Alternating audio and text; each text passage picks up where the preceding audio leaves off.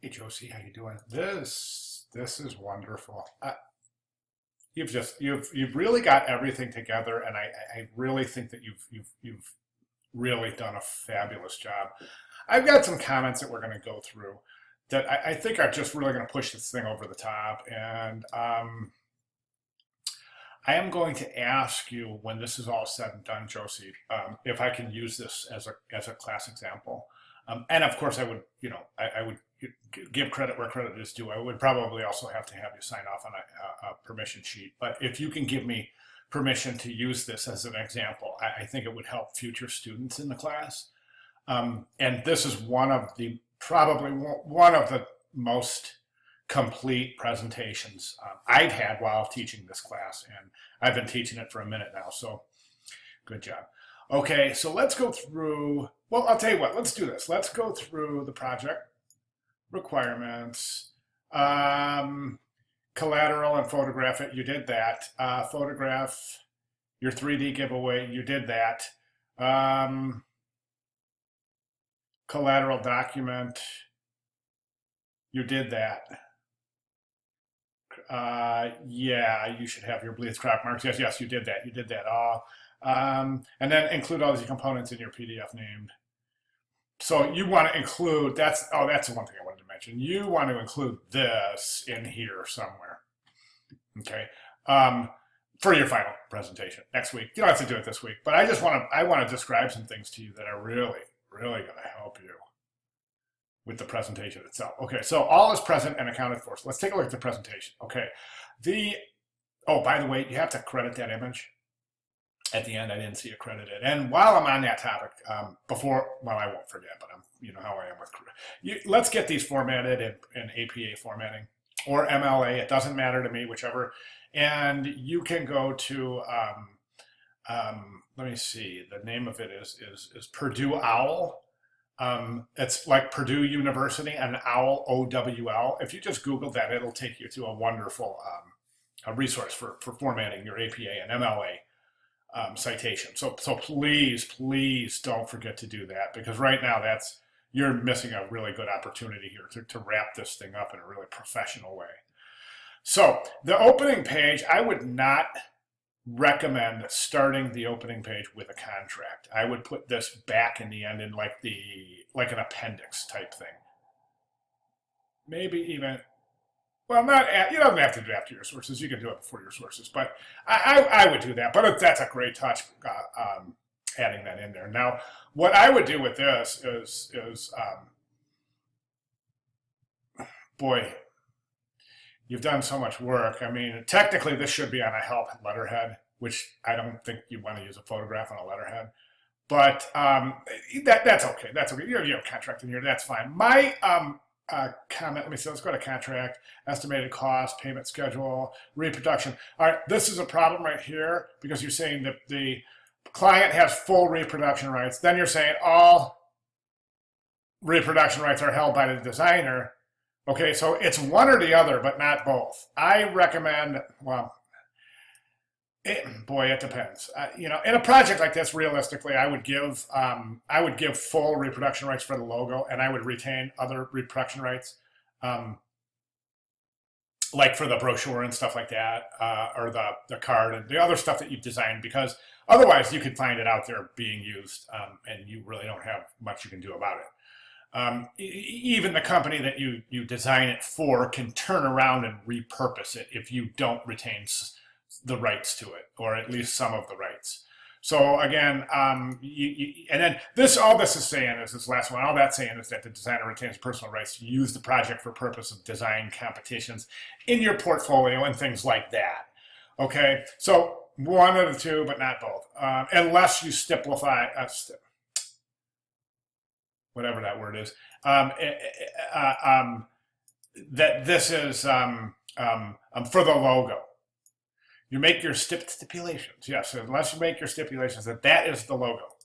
The client has full reproduction rights for a completed project for the completed logo, and then you decide, but that's how I would do it. Okay, so the contract looks great. Now, design-wise, I would not use the same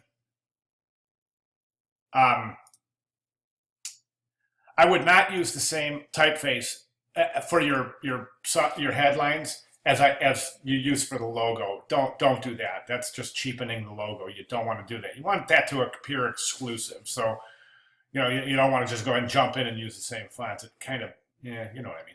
I hope. Anyways, if you don't, then let me know and I'll explain it further. But basically, what I'm saying is that you want your logo to be exclusive. You want folks to think you designed that instead of using a typeface. You see what I'm saying? So right over here, you're kind of reinforcing. And I get it. I mean, we don't have time to design that by hand. There's just, I get that completely. But we can certainly make it appear so by not reinforcing the fact that, yes, that is indeed a font.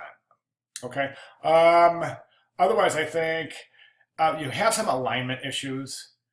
Where were those? Okay, so here's so the end of your, like I said, the contract should probably go into back, but project summary, and then your mission. That's great. These are great. Wonderful. Logo Insider, I don't know what that means, and I think that's going to cause some confusions. I would not call it Logo Insider. I would just call it logo. And that way, it's a description of the logo. Logo Insider sounds like some kind of. I don't want you to lose anybody by adding words or that just don't really describe anything other than what could be used as just as logo. Do you see what I'm saying? Great job, good job. You got to have those. Good job getting your colors in there. This was good. Well, first of all, I thought this was great. Good job there. That's just wonderful. Now you can use it. I mean, you used the other one as a background, a backdrop to draw your Illustrator. That's great. I'm all for it. Good job. Over here, you have watch your alignment there. That seems to be out of alignment. Okay, everything is left aligned. Then that's out of alignment. Okay, and then you have your collateral insider. There's that insider thing again. Oh, I see what you're saying. Yeah, again, I think you're going to lose people. They're going to go collateral insider. What is an insider? What does that mean? Just leave it as collateral. Materials, great. I love your materials. Yeah, I mean, one of the reasons I want to use this as an example is because you've just done such a great job describing the materials and how this all turns into sustainability, including the life cycle analysis, which is great. Okay, so let's watch our alignment here. Help cards life cycle. But over here you have materials. You don't have help card materials. You don't have help card collateral insider. But so over here, just say life cycle. You don't have to say help cards life cycle. Let's keep it consistent. Okay, this is where the alignment thing comes in. Okay, you've got this nice left margin that you've been using your whole presentation. Then all of a sudden you just completely shatter it here by pulling this to the left side of the left margin and then indenting the rest of your paragraph. I would not do that. I would just give it a typical subhead. Use the same typeface you've been using, whenever you decide to change that.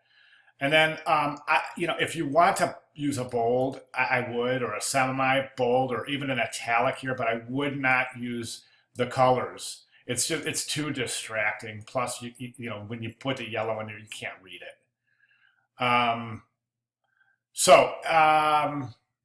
Okay, so giveaway insider. I love this bag. This bag's awesome. Good job.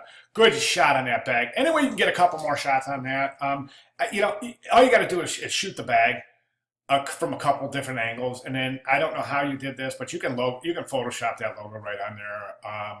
Use a displacement map. You get a close up. That way, you get the texture of the bag. The weave of the bag. You can see it you can see it through the logo. So that's called a displacement map. If you want to take a look at that, I don't know if you have time to do that. We're coming down to the wire here. So anyways, just phenomenal. And then, yes, your sources. And then I just want to do this really quick. Let's jump over here to week 6 so you can see just real quick. So this is everything that's due. So there is quite a bit to do here. And I gave you a little final checklist here. So just, between this, that, and this checklist, I think you should be just fine. But it's asking for a couple other things. But and then just real quick while I'm here, I know I'm going on 10 minutes here. I'm so sorry about that, but I just want to do this real quick. I'm just going to Google Purdue OWL. See, and it comes right up. Here's Purdue OWL University, and here's your research and citation. Here's your APA and your MLA style. So you can really see how it's done. Overview in a workshop, APA formatting style guide. So this is wonderful. Okay, and that's all I have. So if you have any questions, please just give me a holler. Great job. Thank you.